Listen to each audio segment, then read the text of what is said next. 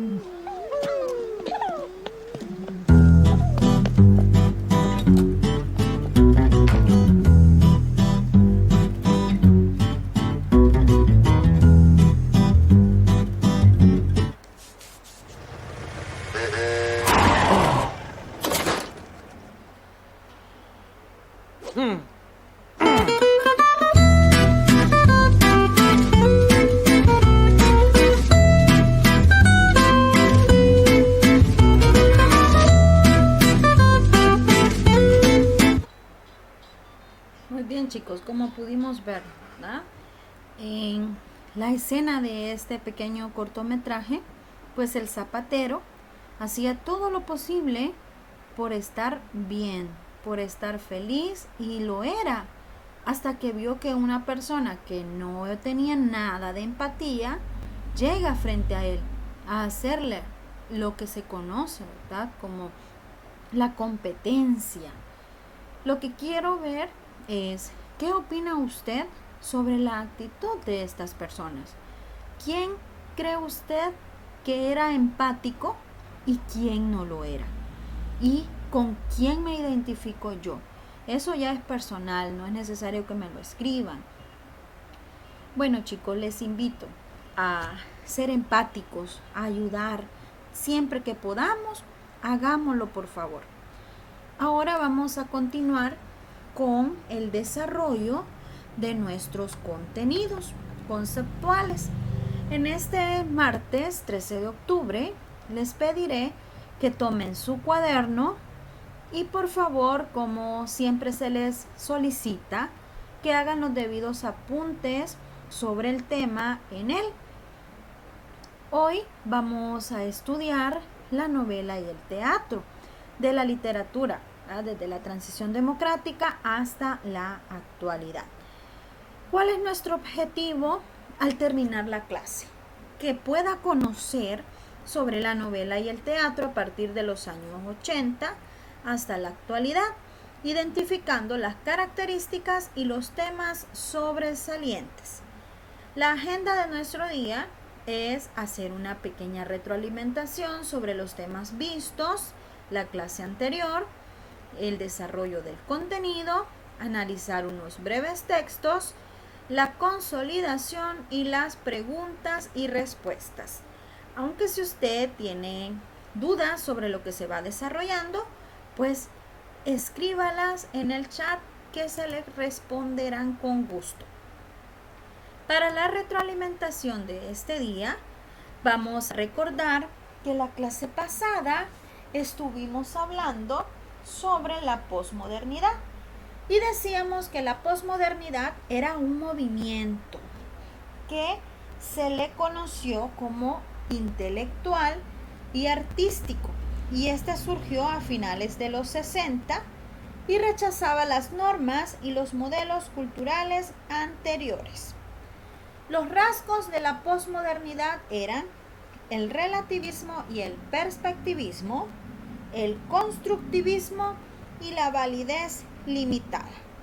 Dentro de toda esta época, debo de recalcarles que muchos pensadores y artistas actuales se niegan a ver en el movimiento posmoderno una alternativa seria hacia el pensamiento y el arte anterior.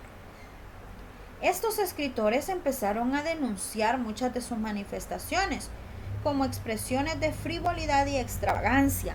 Se recordará que este tema ya lo habíamos visto en el barroco anteriormente. También consideraron que el pensamiento y el arte siempre iban a obedecer a ciertos principios de belleza. Esto lo vimos en el Renacimiento, que fueran flexibles y cambiantes, ¿verdad? Y así pues vamos a ir nosotros identificando. También veíamos, chicos, la literatura actual y decíamos que dentro de las características de la literatura actual está que las obras literarias se convirtieron, mejor dicho, algo así como en un producto de consumo más. Y la que más se difundió durante esta época fue la novela.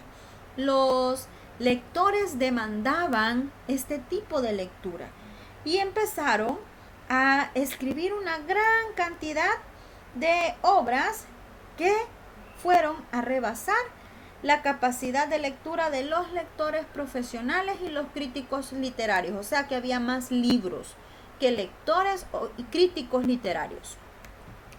Estuvimos hablando de la poesía y decíamos que la poesía en esta tendencia de la actualidad pues se dividió en tres grupos. La culturalista, que se inspiró en movimientos literarios anteriores, la de la experiencia, que nos hablaba de temas de la cotidianidad, y la poesía del silencio, que era una expresión un poco más sombría, ¿verdad? Sobria, condensada, era decir lo que no se podía decir prácticamente. Y luego pues se hacía un recordatorio sobre la literatura actual de las novelas que nosotros hemos estado leyendo como parte de la actualidad dentro del ámbito académico desde séptimo grado. Entre ellas, pues usted recordará que mencionábamos a Las aventuras del Capitán Alatriste, a Paloma, Mi vida de rubia, etcétera, ¿verdad? También teníamos ya que este año se ha leído Paz en el Norte, íbamos a leer la mala zorra, pero pues debido al tiempo no se ha podido ir dando, pero en otra ocasión los invito a hacerlo. Esto es con respecto a los temas desarrollados. Ahora vamos a continuar siempre hablando de la literatura actual a partir de la transición democrática con la novela y con el teatro. Dentro de la novela, pues acuérdese que es un subgénero narrativo. Durante esta época se ha publicado un gran volumen de novelas y, como ya les decía anteriormente, sobrepasó a todos los lectores de la época. Habían muchos escritores que se dedicaron a través de la inspiración a escribir obras literarias de temas que fueron evolucionando en direcciones distintas. Las tendencias, los temas y las formas que éstas iban a representar no se podían agrupar en una sola. Eran diferentes. ¿Por qué se va a caracterizar la novela de la época?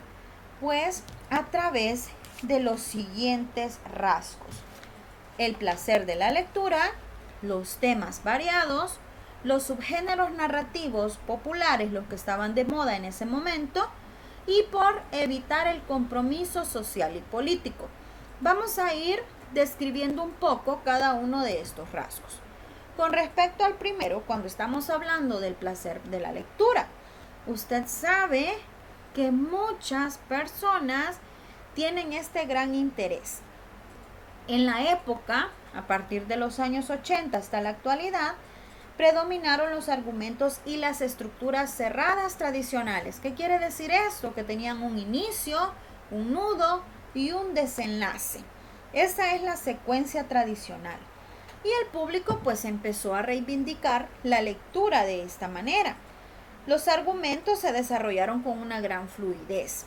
Tanto así, pues que los lectores seguían la temática con una gran facilidad. En muchas novelas se empezó a apreciar que había un estilo muy trabajoso y muy cuidado, o sea, muy minucioso ese trabajo que se estaba haciendo. Ponían en perspectiva cada uno de los puntos que ellos querían resaltar. Dentro de los autores de novela más sobresaliente nosotros tenemos a Luis Mateo Díez. Y esto, pues hay una obra literaria de este escritor que se llama La Fuente de la Edad, donde nosotros podemos encontrar esto. El segundo rasgo hace referencia a los temas variados. Pues acuérdese usted que no había una clasificación específica y todos los temas de este tipo de novelas pues iban a ser un poco más intimistas y querían indagar en el pensamiento de los personajes. Era una emotividad la que se estaba expresando. Se estaba dando a conocer desde adentro hacia afuera. Luego vamos a ver otro rasgo, el cual nos hace referencia a que en este momento estaba en auge, o sea, en apogeo, estaba muy alto, el denominar a los subgéneros narrativos populares. ¿Cuáles eran estos subgéneros? Primero tenemos a la novela rosa. ¿Qué significa eso? Pues es aquella novela que inicia y termina de una manera feliz. Todo transcurre plano, los personajes planos, el relato es plano y va a tener un final feliz. La novela negra, que hace referencia a misterio, a terror, a miedo, a intriga.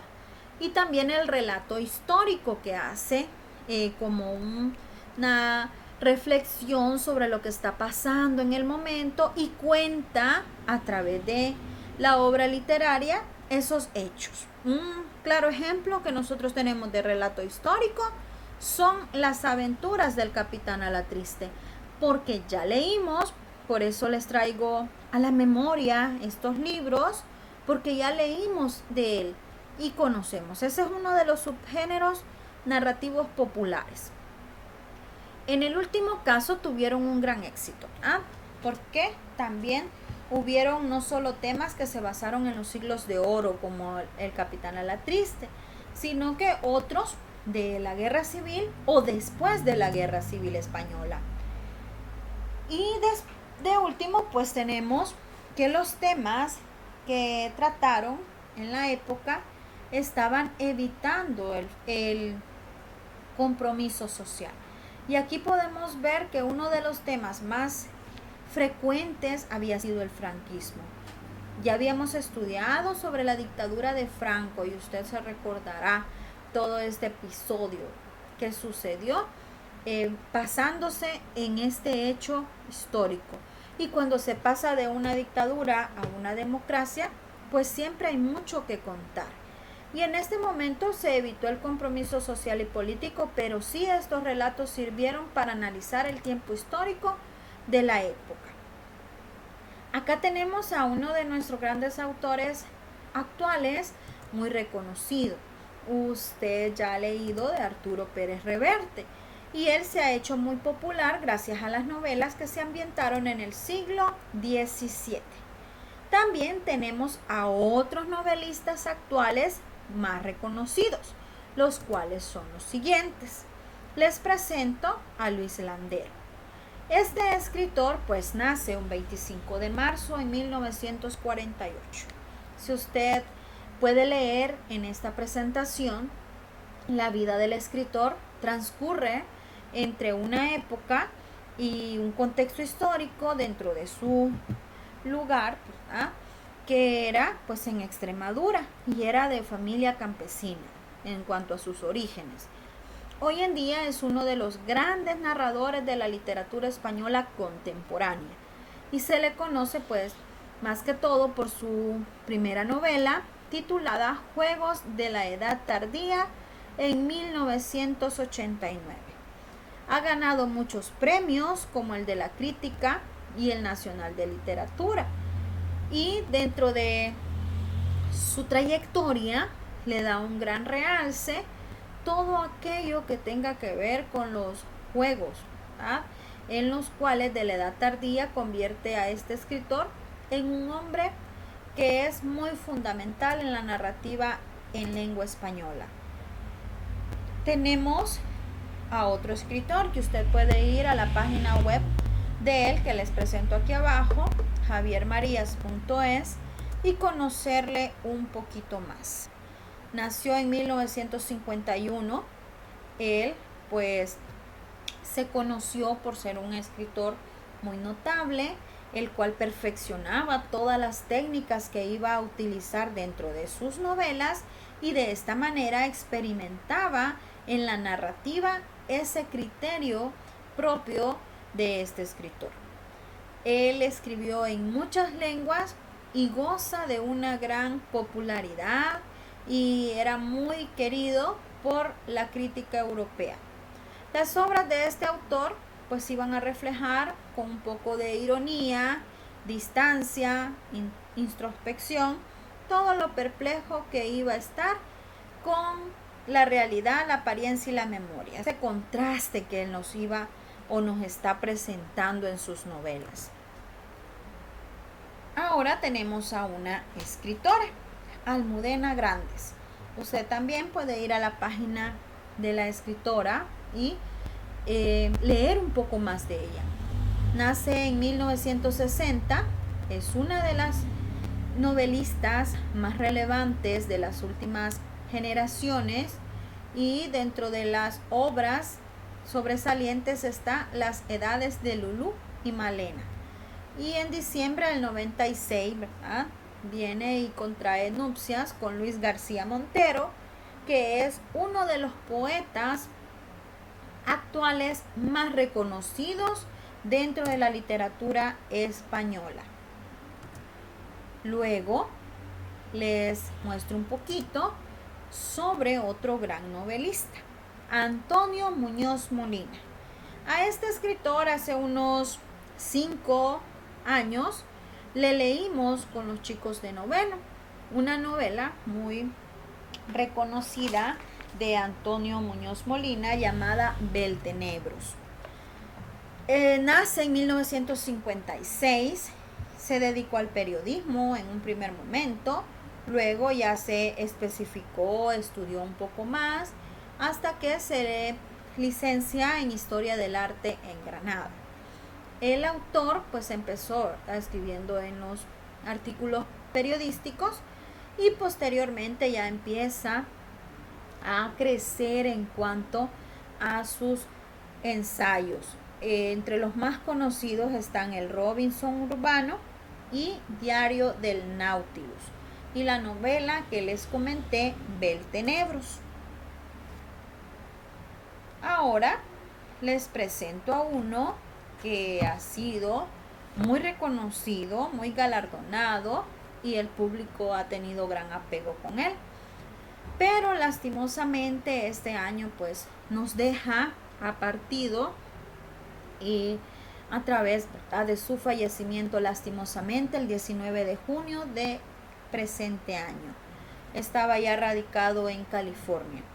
Carlos Ruiz Zafón fue un novelista español, y dentro de las obras más importantes está La Sombra del Viento, con 15 millones de ejemplares vendidos, y también esta obra fue ganadora de numerosos galardones.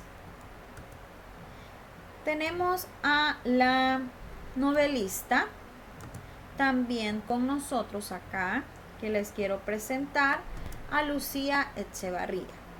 Es una de las más controvertidas del panorama actual. Ganó el premio Nadal con una novela que fue muy magnífica, y tenía pues una clara visión de la situación de la mujer en el mundo literario. Le han situado en el ojo de la crítica desde que se dio a conocer, y más pues con la publicación de ensayos titulados La Eva Futura y La Letra Futura. En cuanto al teatro, quiero comentarles que este género literario también fue muy importante. También resaltaron obras literarias a partir de los 80s, donde una de las características principales es que se produce una apoteosis del teatro de Valle Inclán y Federico García Lorca. ¿Qué significa esto? Pues que aquellas obras literarias de estos dos autores que en la generación del 98 y en la generación del 27 sobresalieron, pues hoy, a partir de los años 80, se vuelve el tiempo atrás, se lee a estos autores y sus obras literarias se llevan a escena. Por ello es que hace mención a esa apoteosis. Las características más destacadas del teatro actual están las siguientes. Primero, que se hace una producción teatral que entró en profunda crisis. ¿Qué significa esto? Pues hace unos años esta producción se vio en crisis, ya que habían muchas razones que no fueron del todo aclaradas, pero que sí se ha sugerido que el cine, el video, los espectáculos de masas, los espectáculos deportivos, vinieron a provocar este desinterés en el teatro. Esa fue una de las razones, la más sobresaliente, por la cual el teatro cayó en crisis. Segundo rasgo, tenemos las compañías y las empresas de semiaficionados. ¿Qué significa esto? Pues que en gran parte del teatro se llevó a escenas a través de medios escasos, con poco dinero, medios precarios, y estas compañías empezaron a hacer una difusión muy escasa y no quedó constancia de muchas obras representadas. Tercer rasgo, vamos a ver nosotros que también ha surgido un nuevo espectáculo teatral que no estaba vinculado a las salas de teatro ni al texto dramático en el sentido tradicional que nosotros lo conocemos. Empezaron a aparecer compañías teatrales como La Cubana, La Fura del Baus, que tuvieron grandes éxitos con estos espectáculos innovadores y rompieron todas las generaciones y toda la perspectiva que se tenía en cuanto a esta convención. Y por último vamos a ver que en el teatro hay variedad de tendencias en temas y tonos, porque se cultivaron, entre otros estilos, el costumbrismo de corte realista, que venía significando un gran apogeo a un teatro que hacía evocación de la guerra civil y la comedia esperpéntica, o sea, aquella comedia que buscaba ridiculizar a su entorno o a los personajes. Y acá pues tenemos nosotros un fragmento de José Sánchez Sinisterra titulado Ay Carmela. Usted tal vez recordará si ha visto alguna representación. Recuerdo que algún momento, en algún año, fuimos al teatro a ver esta representación de esta obra literaria. Y acá pues usted mira a unos personajes. ¿Y de qué nos está hablando el fragmento? Pues vamos a ver, dice Paulino, quiero decir, nosotros nuestro arte, siempre hay que darle lo mejor al público, tengamos lo que tengamos. Y Carmela le contesta, pues a este público, como no le demos cuscús, ¿te has fijado la cantidad de moros que hay?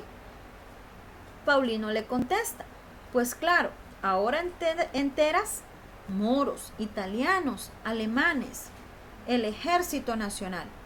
Carmela dice, ¿y es verdad lo que ha dicho el teniente?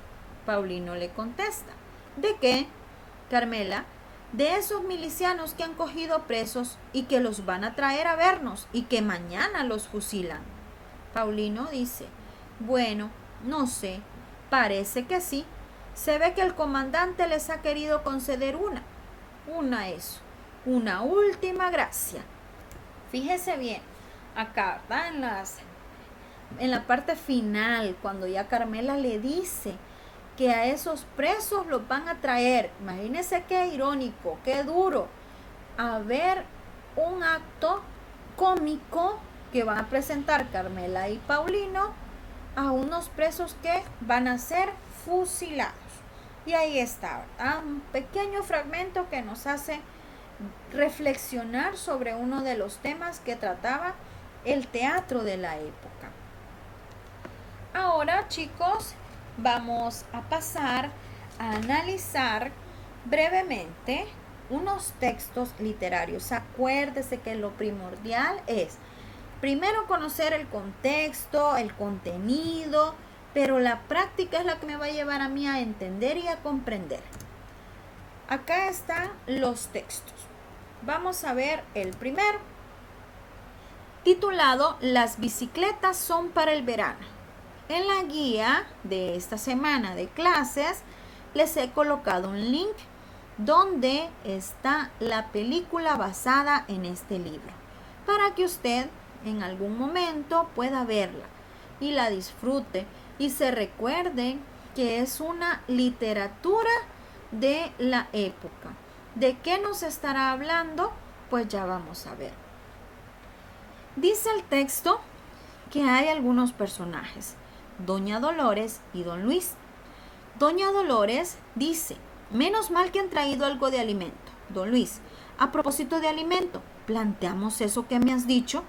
Doña Dolores, a Manolita y a Luis, quienes son sus hijos, le dice, veréis, hijos míos, ahora que no está Julio, y perdóname, Manolita, no sé si habréis notado que hoy casi no había lentejas. Luis, a mí sí me ha parecido que había pocas, pero no me ha chocado, cada vez hay menos. Don Luis, pero hace meses que la ración que dan con la cartilla es casi la misma. Y tu madre pone en la cacerola la misma cantidad. Y como tú acabas de decir, en la sopera cada vez hay menos. Luis, Manolita, ¿y qué quiere decir, mamá? ¿Qué quieres decir con eso de que no está Julio? Doña Dolores contesta, que como su madre entra y sale constantemente en casa, yo no sé si la pobre mujer, que está como todos muerta de hambre, de vez en cuando mete la cuchara en la cacerola. Manolita, mamá. Doña Dolores, hija, el hambre. Pero, en fin, yo lo único que quería era preguntaros a todos, porque la verdad es que las lentejas desaparecen. Don Luis, decid de verdad lo que creáis sin miedo alguno, porque a mí no me importa nada soltarle a la pelma 4 frescas. Luis, mamá, yo 1 o 2 días al volver del trabajo he ido a la cocina. Tenía tanta hambre que en lo que tú ponías la mesa me he comido una cucharada de lentejas, pero una cucharada pequeña. Manolita, entre sollozos, soy yo, no le echéis la culpa a esa infeliz, soy yo. Todos los días, antes de irme a comer, voy a la cocina y me como 1 o 2 cucharadas, solo 1 o 2, pero nunca creí que se notase. No lo hago por mí, os lo juro, no lo hago por mí, lo hago por este hijo. Tú lo sabes, mamá, estoy seca. Las bicicletas son para el verano. Muy bien, la actividad que les propone, ¿verdad?, la separata, y quiero que usted la pueda realizar en su cuadernito, y si gusta me manda fotografía para ver cómo vamos con el análisis de texto, porque siempre se los he solicitado, chicos, y lastimosamente hasta ahorita no los tengo. Pero si usted gusta, pues lo puede hacer. Resume en 2 líneas el conflicto que se plantea este fragmento. ¿En qué momento de la historia de España cree usted que está ambientada esta obra? ¿Será en la guerra civil? ¿Será en el franquismo? ¿Será posguerra? Fíjate en los personajes y anota algunos rasgos de la lengua coloquial. explica si esta obra tiene una intención testimonial, es decir, si nos sirve para dejar constancia de una época. Y si usted puede, continúe la escena de esta obra de teatro y señale 2 personajes más que le den un giro total al argumento.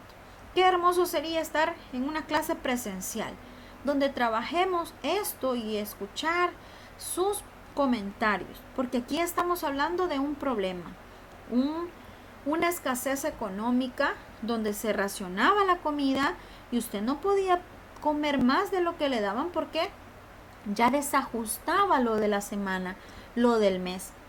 Tenemos que ver eso. Si nosotros nos lo contextualizamos en la época que estamos viviendo ahora, pues de igual manera nosotros tenemos que cuidar lo poco que tenemos. Tenemos que valorar lo poco que tenemos. Y acá pues también podemos, ¿verdad?, ver el tema de la empatía. Ponernos del lado del Manolita, porque Manolita estaba embarazada y ella iba a comer para que su hijo se nutriera aún más. No solo juzgar quién come más y por qué lo hace, sino que en este caso ser empático podría ser. Si nosotros tenemos a alguien con estas características en nuestro entorno. Muy bien. Ahora, chicos, pues espero que hayan disfrutado un poquito de este tema. A mí me gustan mucho estos temas, que son temas contextualizados en épocas que nosotros vivimos, tal vez no presencialmente, pero sí cuando estamos leyendo. Y me pongo en el lugar de los demás, de los personajes, y entiendo qué es lo que estaba pasando. Les invito a que si usted tiene alguna pregunta, algún comentario, alguna opinión sobre ello, pues que lo haga. También pueden contactarme en los diferentes medios donde se le puede reforzar o podemos conversar sobre el tema. Hasta acá me quedo con la literatura desde la transición democrática hasta la actualidad en cuanto a la novela y en cuanto al teatro. Luego los invito a que la próxima semana, pues ya nuestra 5ª semana, vamos a trabajar el contenido socioemocional y en la 6ª nuestro último tema, que es la literatura hispanoamericana. La vamos un poquito a ahondar con la literatura actual. Bien, hasta ahí, se me cuidan mucho. Bendiciones a cada uno de ustedes, a su familia. Se les aprecia, ¿verdad? Y los extraño un montón. Cuídense, chicos, y primero Dios, nos veamos algún día.